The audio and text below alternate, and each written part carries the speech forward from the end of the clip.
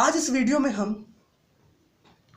First law of thermodynamic applied to isothermal process and isochoric process इसको discuss करेंगे। It means है कि जब फर्स्ट लॉ ऑफ थर्मोडायनामिक को हम आइसोथर्मल प्रोसेस पर अप्लाई करते हैं और आइसोकोरिक प्रोसेस पर अप्लाई करते हैं तो हमें क्या रिजल्ट मिलता है, आज हम उस प्रोसेस को डिस्कस करेंगे।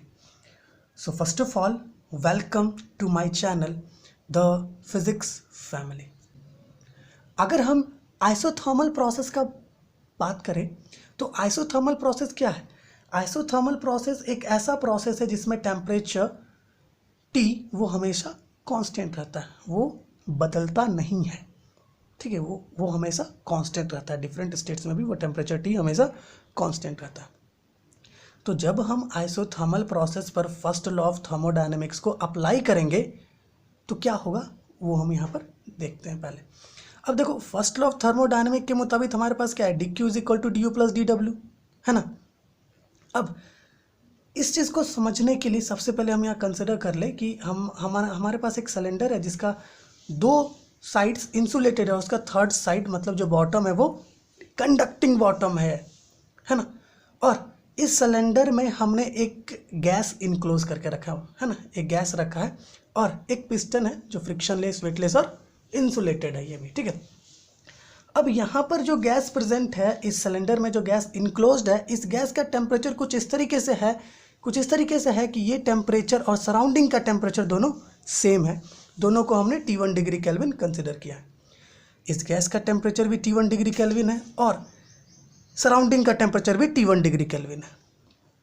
अब जब हम एलो करेंगे कि ये गैस एक्सपेंड करे, है ना, या यूँ बोले जब ये गैस एक्सपेंड करना शुरू होगा, धीरे धीरे ये पिस्टन ऊपर की तरफ जाएगा, तो एक बात हम जान रहे हैं, इसका वॉल्यूम चेंज होगा। ऑब्वियस सी बात है, इसका कुछ टेम्परेचर में चेंज आएगा, टेम्परेचर कुछ फॉल करेगा, है ना।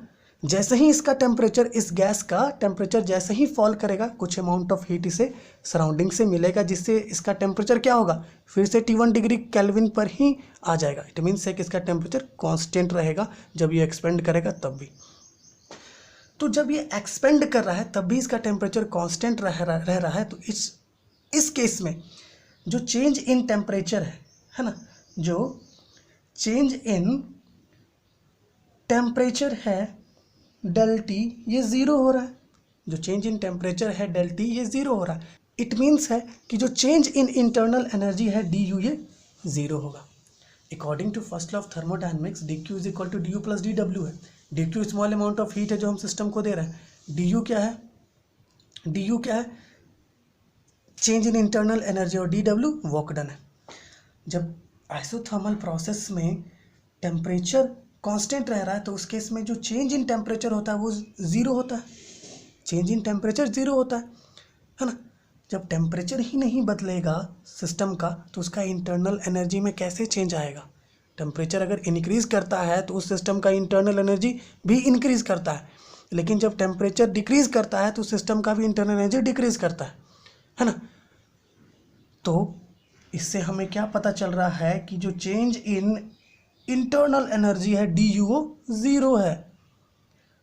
थस तो इस लॉ से हमें क्या पता चल रहा है कि डी क्यू इक्वल है किससे? डी डब्ल्यू से। इट मीन्स है कि जब फर्स्ट लॉ ऑफ थर्मोडायनेमिक्स को हम आइसोथर्मल प्रोसेस पर अप्लाई करते हैं तो हमें क्या पता चलता है कि जितना अमाउंट ऑफ हीट हम सिस्टम को दे रहे हैं वो सारा अमाउंट ऑफ हीट वो सिस्टम कहाँ यूज़ कर लेती है? वर्क डन करने में। ठीक है, वो सारा हीट वो सिस्टम कहाँ यूज़ कर लेती है? वर्क डन करने में, आइसोथर्मल प्रोसेस के केस में। लेकिन जब फर्स्ट लॉ ऑफ थर्मोडायनेमिक्स को हम आइसोकोरिक प्रोसेस पर अप्लाई करेंगे तो उस केस में क्या होगा? जस्ट अपोजिट होता है इसका। इसको हम यहाँ पर देखते हैं। अब देखो, सबसे पहले आइसोकोरिक प्रोसेस क्या है? ये एक ऐसा प्रोसेस है जिसमें वॉल्यूम कांस्टेंट रहता है। ऐसा प्रोसेस है जिसमें वॉल्यूम हमेशा कांस्टेंट रहता है, वॉल्यूम चेंज नहीं करता है।